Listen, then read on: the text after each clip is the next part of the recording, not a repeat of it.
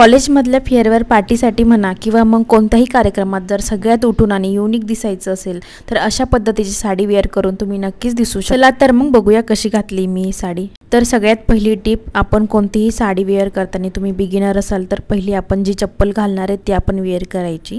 दुसरी गोष्ट अशी की आपण अशा पद्धतीने कुठूनही डाव्या साईडला वगैरे साडी नेसायला चालू करायची नाही।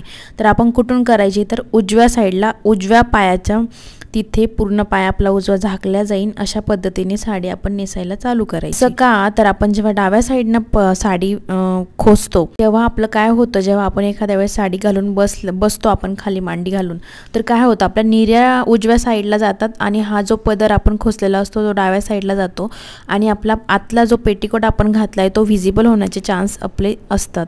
त्यामुळे अशा पद्धतीनेच तुम्ही साडी खोसायची सगळीकडे। आता तुम्ही बघू शकता व्हिडिओमध्ये मी कशा पद्धतीने खोसली येते। तर खूप वरती पण साडी नाही खोसायची जेणेकरून आपले पाय पूर्ण दिसेल किंवा आपण जी हील घातली ती दिसेल, आणि खूप खाली म्हणजे पूर्ण आपली साडी लोळून पूर्ण झाडत बसेल रस्ता अशी पण नाही नेसायची। तर पॅरेलल अशी जमिनीला साडी नेसायची, खूप वरती आणि खूप खाली नाही। तर आपण अशा पद्धतीने आपण आता प्लेट्स करून घेणार आहे पदराच्या। तर पदराच्या प्लेट्स करताना बऱ्याच वेळेस काय होतं, अशा पद्धतीची गोंड्याची साडी असली आपली तर आपले गोंडे मध्ये मध्ये येऊन एखादा पदर सोडण्याची शक्यता असते। तर यासाठी काय करायचं तर आपण या साडीच्या पदराला एक फोल्ड मारायची आणि मग नंतर अशा पद्धतीने प्लीट्स करायच्या जेणेकरून आपल्या प्लीट्स खालीवर होऊन एखादी पण प्लीट सुटणार नाही आणि व्यवस्थित खूप सुंदर पद्धतीने आपल्या प्लीट्स तयार होतात। आता ही ट्रिक मी कोणाची पाहिली आहे तर ही ट्रिक मी उर्मिला निंबाळकर ताईची बघितलेली आहे। मला ही खूप आवडली म्हणून मी ही ट्रिक तुमच्यासोबत शेअर करते। माझं हे ओन असं काही नाही आहे, ताईचं बघितलेलं म्हणून मी तुमच्यासोबत शेअर करते, ज्याचं क्रेडिट त्याला जायला पाहिजे म्हणून। तर अशा पद्धतीने आपण पूर्ण प्लीट्स तयार करून घ्यायच्या। तयार करून घेतल्यानंतर आता जर तुम्हाला असं लावायला जमलं तर चांगलंच आहे, तर नाही जमलं तर मी तुम्हाला एक ट्रिक शेअर करते परत की अशा पद्धतीने तुम्ही एक चिमटा लावायचा, आता कुठेही लावायचा। ही ट्रिकसुद्धा मी ताईच्याच व्हिडिओमध्ये पाहिलेली आहे। आणि मग नंतर अशा पद्धतीने प्लीट्स तयार करायचं, मी अशा पद्धतीने सुद्धा करू शकता। आता काय करायचं, इथं आपण जे प्लीट्स तयार केलं इथे एक पिन लावायची। पिन लावताना वरची प्लेट सोडून द्यायची आणि मग पिन लावायची जेणेकरून आपण पिन लावली आहे असं तिथं जाणवणार सुद्धा नाही म्हणून।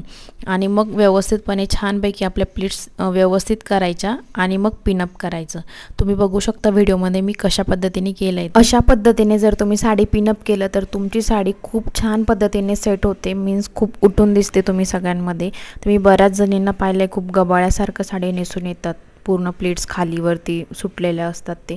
जर तुम्ही कॉलेज गोईंगसुद्धा असाल तरीसुद्धा तुमची साडी खूप सुंदर पद्धतीने तुम्ही नेसाल अशा पद्धतीने जर आणि पदर हा आपल्या नेहमी बघायचा साईजनुसार किती ठेवायचा, काय खूप लोळेल किंवा खूप खाली जमीन झाडेल असा पण नाही घ्यायचा आणि खूप वरती तरंगेल असा पण नाही पाहिजे, ते पण छान नाही वाटत।